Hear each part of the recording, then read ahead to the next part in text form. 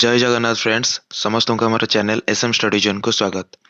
तो friends staff selection commission बा SSC तरफ गोटे बहुत बड़ वैकेंसी नियुक्ति आसी जाइए।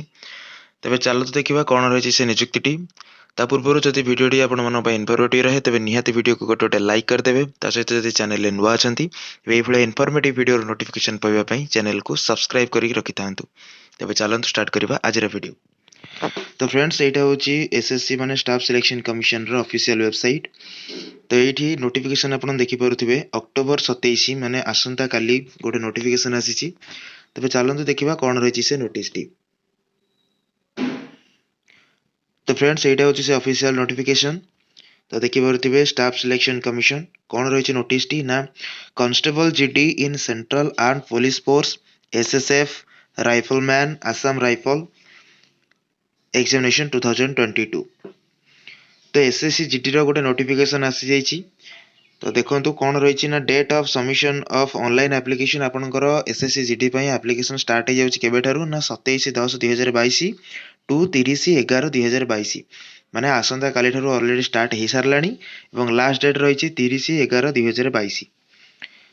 से भाई last date and time of receipt of online application देखा तेज लास्ट डेट रही 30 तारीख 30 नवेम्बर। तो नेक्स्ट जदि हमें देखा पे स्केल कथा तेज देखो पे स्केल रही 21,700 रु 69,100।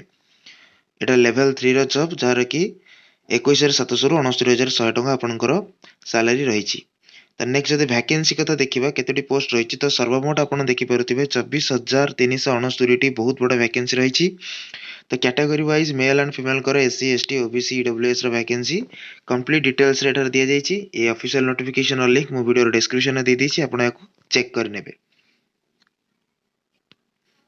तो नेक्स्ट जदि एज लिमिट कथा देखिबा तबे एट देखि परथबे आपण एज लिमिट रही 18 रु 23 वर्ष आज ऑन 1/1/2023 1/1/2023 मसीहा सुधा आपण मानकर बयस 18 वर्ष रु कम न होइथिबा दरकार एवं 23 वर्ष रु अधिका न होइथिबा दरकार। से भाया एससी एसटी कैंडिडेट को एज रिलैक्सेशन 5 वर्ष एज रिलैक्सेशन रही और ओबीसी कैंडिडेट मानक 3 वर्ष एज रिलैक्सेशन रही। तो नेक्स्ट जदि एजुकेशनल क्वालिफिकेशन कथा देखा तेज आप देखिपे एजुकेशनल क्वालिफिकेशन आज ऑन 1/1/2023 ताने 1/1/2023 मसीह सुधा आपण मैट्रिकुलेशन बा 10th क्लास पास करिथिबा दरकार। तो यार एजुकेशनल क्वालिफिकेशन मात्र 10th पास रही 1/1/2023 सुधा आपण 10th श्रेणी पास करिथिबा दरकार। नेक्स्ट जब देखा हाउ टू अप्लाई जब आप केमी अप्लाई करेंगे जापर ना तेज ये स्टेप बाय स्टेप प्रोसेस रही किपर अप्लाई करेंगे। SSC official website link description में दे देती से ऑफिशियल वेबसाइट को जाकि आप स्टेप बाय स्टेप प्रोसेस ये देखिकी अप्लाई करेंगे। तो नेक्स्ट जदि एप्लिकेशन फी कथा देखा तेज देखु यार एप्लिकेशन फी मात्र 100 टंका रही कौ मानी ना केवल जेनेराल एवं ओबीसी मेल मान पुओ मान केवल 100 टंका देवाक पड़ो। बाकी फीमेल एवं एक्स सर्विसमैन आउ जते एससी एसटी कैंडिडेट रहिले समस्त फ्री अप्लाई रही कौन भी अप्लाई एप्लिकेशन फी देवाक पड़ो। नेक्स्ट जदि एग्जामिनेशन कथा देखा तेज देखो आपंकर टोटाल 4टी सब्जेक्ट रो एग्जामिनेशन हम रही general intelligence and reasoning 20 mark sorry 20 टी क्वेश्चन आसीबो 40 मार्क। जनरल नॉलेज रु 20 टी क्वेश्चन आसीबो 40 मार्क।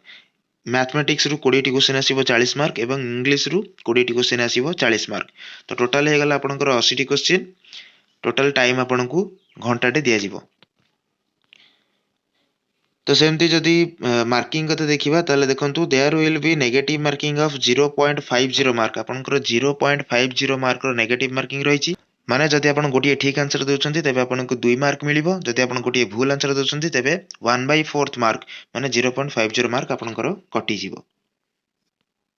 तो जदि फिजिकल इफिशिएंसी टेस्ट कथा देखिबा तेबे फिजिकल इफिशिएंसी टेस्ट देखंतु तो मेल मानकर फिजिकल रही 5 किलोमीटर इन 24 मिनिट 5 किलोमीटर 24 मिनिट भितर रनिंग करने पड़ो पुओ मानू आ झील मानू 1.6 किलोमीटर इन 8.5 मिनिट 8.5 मिनिट आपन को 1.6 किलोमीटर रनिंग करने पड़ो झील मानू। ता छड़ा जदि आप लद्दाख रिजन को बिलोंग करुँच तेज पुओ मानू 1.6 किलोमीटर 6.5 मिनिट रनिंग करने पड़ो ଆଉ ଝିଅ ମାନଙ୍କୁ 800 मीटर 4 मिनिट रे रनिंग करिया पई पड़िबो। जदि हाइट कथा देखिबा तेबे देखंतु मेल मानकर 170 सेंटीमीटर हाइट रे हेतिबा दरकार, ताडू कम हेले आपण डिस्क्वालिफाई होई जिवे। फीमेल मानकर से भली 157 सेंटीमीटर हाइट होइतिबा दरकार। तो फ्रेंड्स एटा थला एसएससी जीडी रो ऑफिशियल नोटिफिकेशन जोटा कि आसंता काली रिलीज हेची। तो जो माने अप्लाई करिया पे चाहउछथि अप्लाई रो डेट मु कहि दिछि 27 तारिख रो स्टार्ट हे जाइछि काली ठारू। लास्ट डेट रहिछि 30 तारिख। जो माने अप्लाई करिया पे चाहउछथि अप्लाई कर नियंतु। जदि आज रो वीडियो टी इन्फॉर्मेटिव रहितै तबे निहाती वीडियो को लाइक कर देबे। चैनल रे नुवा थिले सब्सक्राइब कर दियंतु। रहउछि धन्यवाद।